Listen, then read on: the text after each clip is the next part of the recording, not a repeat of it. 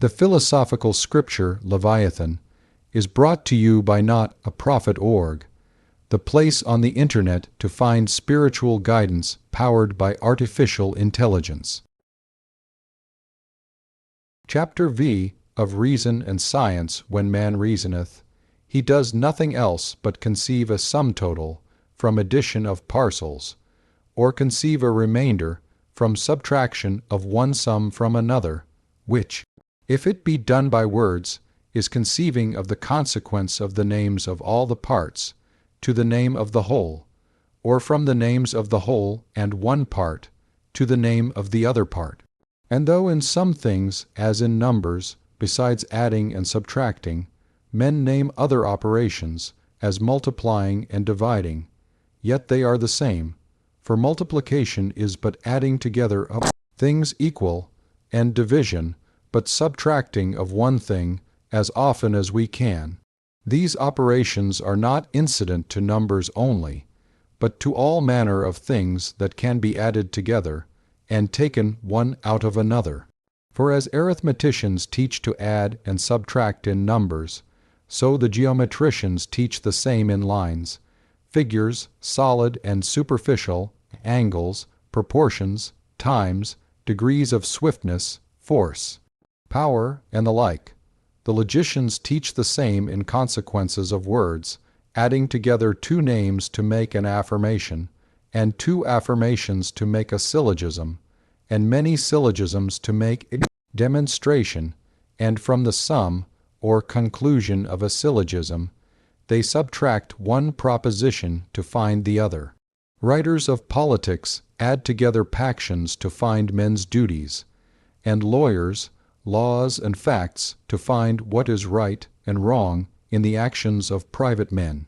In sum, in what matter soever there is place for addition and subtraction, there also is place for reason, and where these have no place, their reason has nothing at all to do. Out of all which we may define, that is to say determine, what that is which is meant by this word reason when we reckon it amongst the faculties of the mind. For reason, in this sense, is nothing but reckoning, that is, adding and subtracting of the consequences of general names agreed upon for the marking and signifying of our thoughts.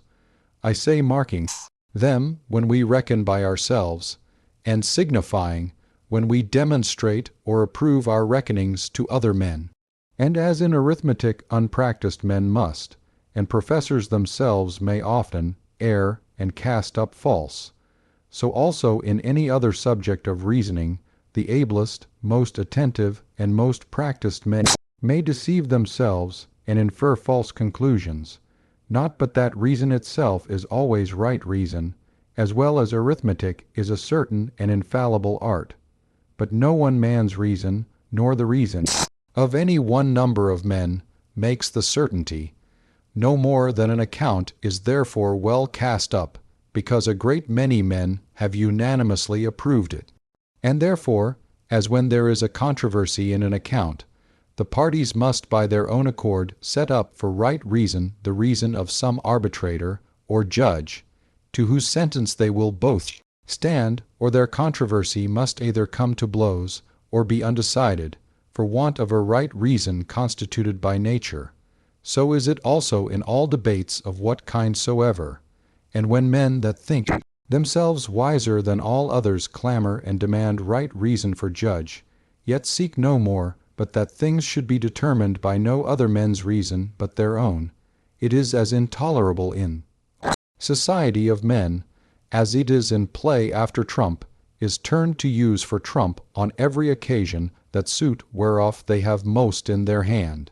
For they do nothing else, that will have every of their passions, as it comes to bear sway in them, to be taken for right reason, and that in their own controversies, bewraying their want of right reason by the claim they lay to it. The use and end of reason is not the finding of the sum and truth of one, or a few consequences, remote from the first definitions and settled significations of names, but to begin at these, and proceed from one consequence to another, for there can be no certainty of the last conclusion without a certainty of all those affirmations and negations on which it was grounded and inferred. As when a master of a family, in taking an account, casteth up the sums of all the bills of expense into one sum, and not regarding how each bill is summed up by those that give them in account, nor what it is he pays for, he advantages himself no more than if he allowed the account in gross, trusting to every of the accountant's skill and honesty. So also in reasoning of all other things. He that takes up conclusions on the trust of authors, and doth not fetch them from the first items in every reckoning, which are the significations of names settled by definitions, loses his labor, and does not know anything, but only believeth. When a man reckons without the use of words, which may be done in particular things, as when upon the sight of any one thing, we conjecture what was likely to have preceded, or is likely to follow upon it, if that which he thought likely to follow follows not, or that which he thought likely to have preceded it hath not preceded it, this is called error, to which even the most prudent men are subject. But when we reason in words of general signification, and fall upon a general inference which is false, though it be commonly called error, it is indeed an absurdity, or senseless speech. For error is but a deception, in presuming that somewhat is past, or to come, of which, though it were not past, or not to come, yet there was no impossibility discoverable. But when we make a general assertion, unless it be a true one, the possibility of it is inconceivable. And words whereby we conceive nothing but the sound are those we call absurd, insignificant, and nonsense. And therefore if a man should talk to me of a round quadrangle, or accidents of bread and cheese, or immaterial substances, or of a free subject, a free will, or any free but free from being hindered by opposition, I should not say he were in an error, but that his words were without meaning, that is to say, absurd. I have said before, in the 2nd chapter, that a man did excel all other animals in this faculty, that when he conceived anything whatsoever, he was apt to inquire the consequences of it, and what effects he could do with it. And now I add this other degree of the same excellence, that he can by words reduce the consequences he finds to general rules, called theorems or aphorisms. That is, he can reason or reckon, not only in number, but in all other things whereof one may be added unto, or subtracted from another. But this privilege is allayed by another, and that is by the privilege of absurdity, to which no living creature is subject, but men only. And of men, those are of all most subject to it that profess philosophy. For it is most true that Cicero saith of them somewhere, that there can be nothing so absurd, but may be found in the books of philosophers. And the reason is manifest. For there is not one of them that begins his ratiocination from the definitions or explications of the names they are to use, which is a method that hath been used only in geometry, whose conclusions have thereby been made indisputable. 1. The first cause of absurd conclusions I ascribe to the want of method, in that they begin not their ratiocination from definitions, that is, from settled significations of their words, as if they could cast account without knowing the value of the numeral words 1, 2, and 3. And whereas all bodies enter into account upon diverse considerations, which I have mentioned in the precedent chapter, these considerations being diversely named, diverse absurdities proceed from the confusion and unfit connection of their names into assertions, and therefore, 2. The second cause of absurd assertions I ascribe to the giving of names of bodies to accidents, or of accidents to bodies, as they do that say, faith is infused or inspired, when nothing can be poured or breathed into anything but body, and that extension is body, that phantasms are spirits, etc. 3. The third I ascribe to the giving of the names of the accidents of bodies without us to the accidents of our own bodies, as they do that say, the color is in the body, the sound is in the air, etc. 4. The fourth, to the giving of the names of bodies to names, or speeches, as they do that say that there be things universal, that a living creature is genus, or a general thing, etc. 5. The fifth, to the giving of the names of accidents to names and speeches, as they do that say, the nature of a thing is its definition, a man's command is his will, and the like. 6. The sixth, to the use of metaphors, tropes, and other rhetorical figures, instead of words proper. For though it be lawful to say, for example, in common speech, the way goeth, or leadeth hither or thither, the proverb says this or that, whereas ways cannot go, nor proverbs speak, yet in reckoning and seeking of truth, such speeches are not to be admitted. 7. The seventh, to names that signify nothing, but are taken up and learned by rote from the schools, as hypostatical, transubstantiate, consubstantiate, eternal, now, and the like canting of schoolmen. To him that can avoid these things, it is not easy to fall into any absurdity, unless it be by the length of an account, wherein he may perhaps forget what went before. For all men by nature reason alike, and well, when they have good principles. For who is so stupid as both to mistake in geometry, and also to persist in it, when another detects his error to him? By this it appears that reason is not, as sense and memory, born with us, nor gotten by experience only, as prudence is, but attained by industry, first in apt imposing of names, and secondly by getting a good and orderly method in proceeding from the elements, which are names, to assertions made by connection of one of them to another, and so to syllogisms, which are the connections of one assertion to another, till we come to a knowledge of all the consequences of names appertaining to the subject in hand, and that is it men call science. And whereas sense and memory are but knowledge of fact, which is a thing past and irrevocable, science is the knowledge of consequences, and dependence of one fact upon another, by which, out of that we can presently do, we know how to do something else when we will, or the like, another time, because when we see how anything comes about, upon what causes, and by what manner, when the like causes come into our power, we see how to make it produce the like effects. Children therefore are not endued with reason at all, till they have attained the use of speech, but are called reasonable creatures for the possibility apparent of having the use of reason in time to come. And the most part of men, though they have the use of reasoning a little way, as in numbering to some degree, yet it serves them to little use in common life, in which they govern themselves, some better, some worse, according to their differences of experience, quickness of memory, and inclinations to several ends, but specially according to good or evil fortune, and the errors of one another.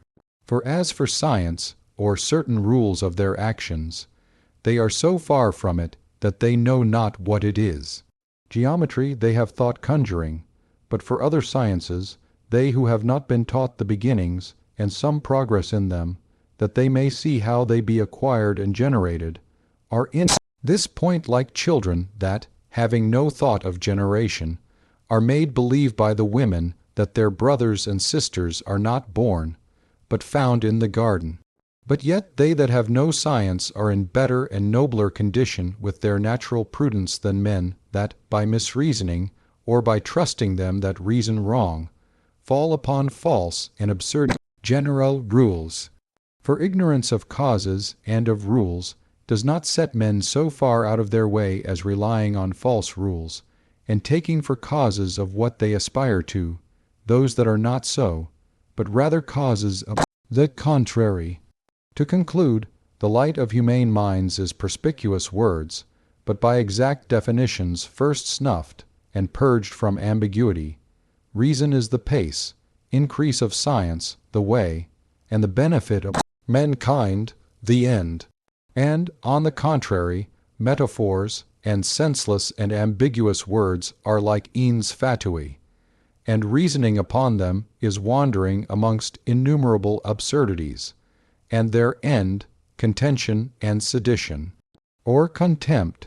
As much experience is prudence, so is much science sapience. For though we usually have one name of wisdom for them both, yet the Latins did always distinguish between prudentia and sapientia, ascribing the former to experience, the latter to science. But to make their difference appear more clearly, let us suppose one man endued with an excellent natural use and dexterity in handling his arms, and another to have added to that dexterity and acquired science of where he can offend or be offended by his adversary in every possible posture or guard. The ability of the former would be to the ability of the latter, as prudence to sapience, both useful, but the latter infallible. But they that, trusting only to the authority of books, follow the blind blindly, are like him that, trusting to the false rules of a master of fence, ventures presumptuously upon an adversary that either kills or disgraces him. The signs of science are some certain and infallible, some uncertain. Certain, when he that pretendeth the science of anything can teach the same, that is to say, demonstrate the truth thereof perspicuously to another. Uncertain, when only some particular events answer to his pretense, and upon many occasions prove so as he says they must. Signs of prudence are all uncertain, because to observe by experience, and remember all circumstances that may alter the success, is impossible.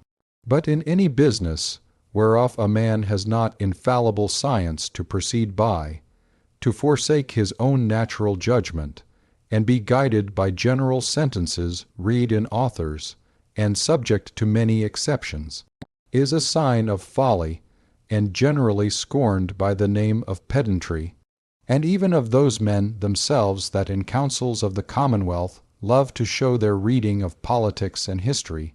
Very few do it in their domestic affairs where their particular interest is concerned, having prudence enough for their private affairs.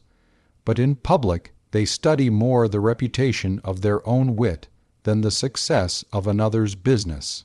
Chapter VI of the interior beginnings of voluntary motions, commonly called the passions, and the speeches by which they are expressed. There be in animals two sorts of motions peculiar to them, one called vital, begun in generation, and continued without interruption through their whole life, such as are the course of the blood, the pulse, the breathing, the concoction, nutrition, excretion, etc., to which motions there needs no help of imagination. The other is animal motion, otherwise called voluntary motion, as to go, to speak, to move any of our limbs, in such manner as is first fancied in our minds. That sense is motion in the organs and interior parts of man's body, caused by the action of the things we see, hear, etc. And that fancy is but the relics of the same motion, remaining after, since has been already said in the first and second chapters.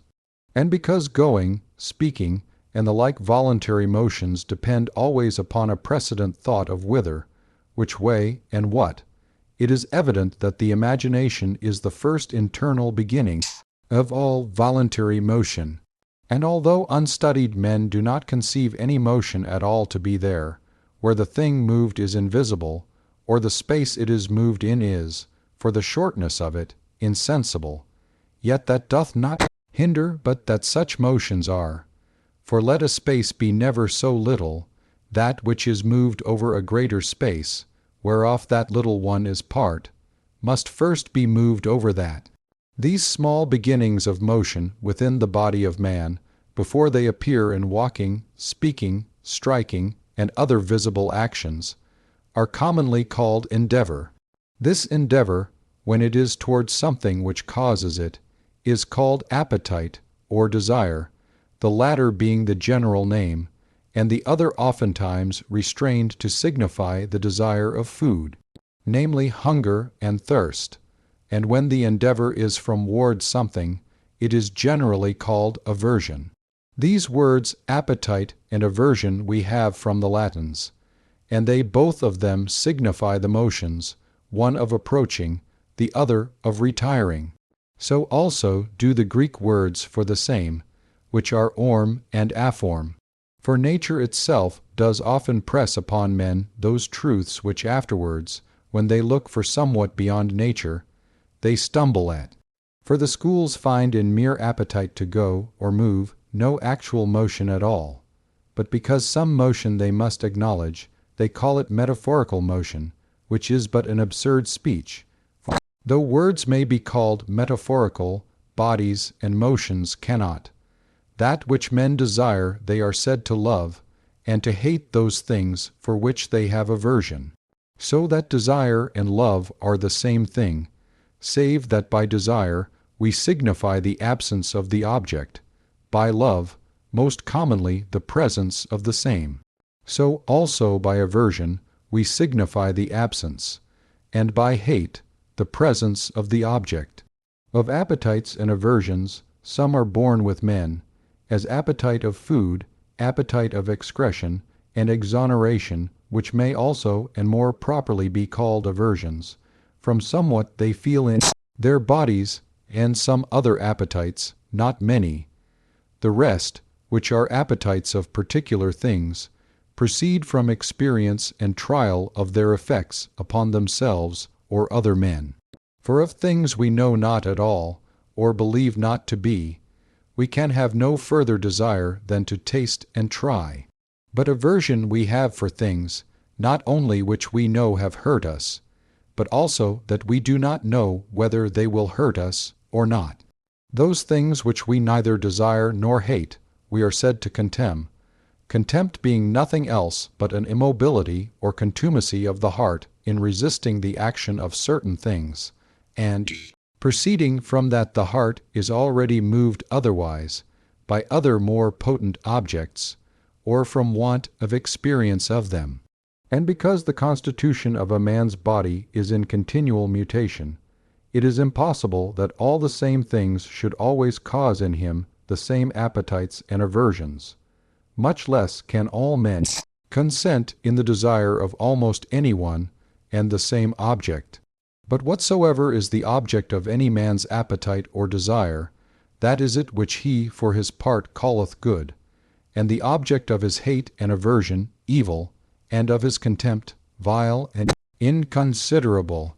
For these words of good, evil, and contemptible are ever used with relation to the person that useth them, there being nothing simply and absolutely so, nor any common rule of good and evil to be taken from the nature of the objects themselves, but from the person of the man, where there is no commonwealth, or in a commonwealth, from the person that representeth it, or from an arbitrator or judge, whom men disagreeing shall by consent set up and make his sentence the rule thereof.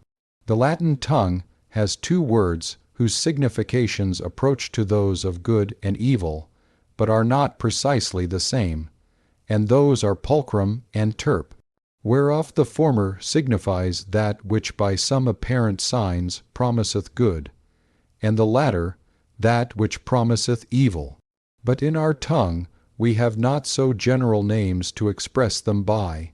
But for pulchrum we say in some things fair, in others beautiful or handsome or gallant or honorable or comely or amiable, and for terp foul, deformed, ugly, base, nauseous, and the like, as the subject shall require, all which words, in their proper places, signify nothing else but the mien or countenance that promiseth good and evil.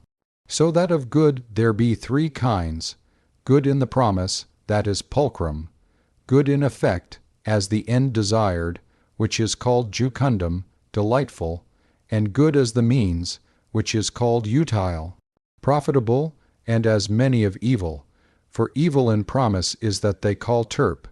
Evil in effect and end is molestum, unpleasant, troublesome, and evil in the means, inutile, unprofitable, hurtful. As in sense that which is really within us is, as I have said before, only motion, caused by the action of external objects but in appearance, to the sight, light and color, to the ear, sound, to the nostril, odor, etc. So, when the action of the same object is continued from the eyes, ears, and other organs to the heart, the real effect there is nothing but motion, or endeavor, which consisteth in appetite or aversion to or from the object moving. But the appearance or sense of that motion is that we either call delight or trouble of mind. This motion, which is called appetite, and for the appearance of it delight and pleasure, seemeth to be a corroboration of vital motion, and a help thereunto, and therefore such things as caused delight were not improperly called jucunda adjuvando, from helping or fortifying, and the contrary molesta, offensive, from hindering and troubling the motion vital. Pleasure, therefore, or delight, is the appearance or sense of good, and molestation or displeasure, the appearance or sense of evil. And consequently, all appetite, desire, and love is accompanied with some delight more or less, and all hatred and aversion with more or less displeasure and offense. Of pleasures or delights, some arise from the sense of an object present, and those may be called pleasures of sense, the word sensual, as it is used by those only that condemn them, having no place till there be laws. Of this kind are all onerations and exonerations of the body, as also all that is pleasant in the sight, hearing, smell, taste, or touch. Others arise from the expectation that proceeds from foresight of the end or consequence of things, whether those things in the sense please or displease, and these are pleasures of the mind of him that draweth in those consequences, and are generally called joy.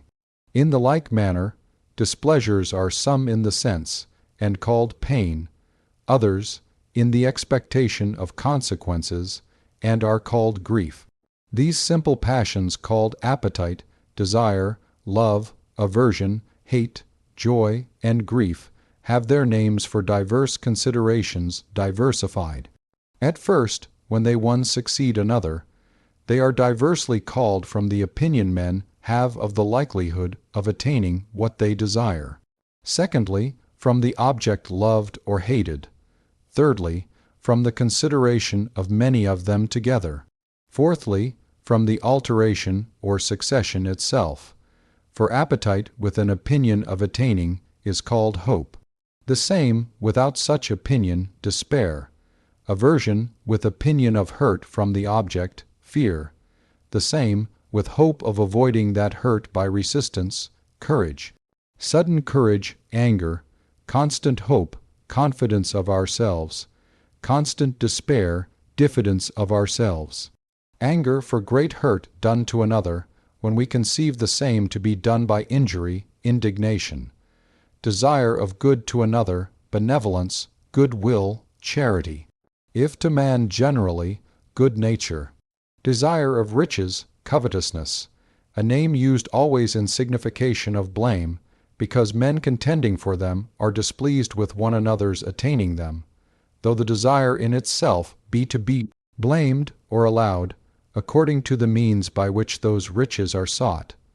Desire of office, or precedence, ambition, a name used also in the worse sense, for the reason before mentioned. Desire of things that conduce but a little to our ends, and fear of things that are but of little hindrance, pusillanimity. Contempt of little helps and hindrances, magnanimity. Magnanimity in danger of death or wounds, valor, fortitude. Magnanimity in the use of riches, liberality. Pusillanimity in the same, wretchedness, miserableness, or parsimony, as it is liked or disliked. Love of persons for society, kindness. Love of persons for pleasing the sense only, natural lust. Love of the same acquired from rumination, that is, imagination of pleasure past, luxury.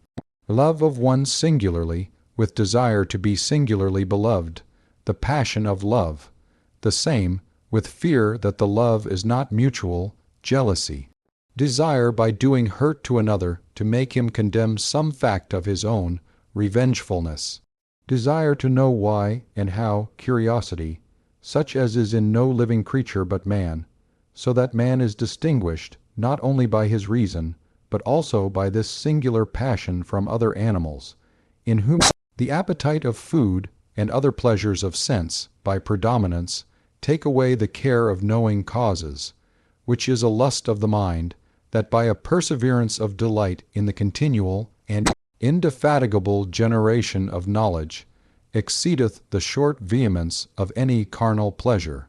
Fear of power invisible, feigned by the mind, or imagined from tales publicly allowed; religion, not allowed, superstition. And when the power imagined is truly such as we imagine, true religion. Fear without the apprehension of why or what, panic terror, called so from the fables that make Pan the author of them, whereas in truth there is always in him that so feareth, first, some apprehension of the cause, though the rest run away by example, every one supposing his fellow to know why. And therefore this passion happens to none but in a throng or multitude of people.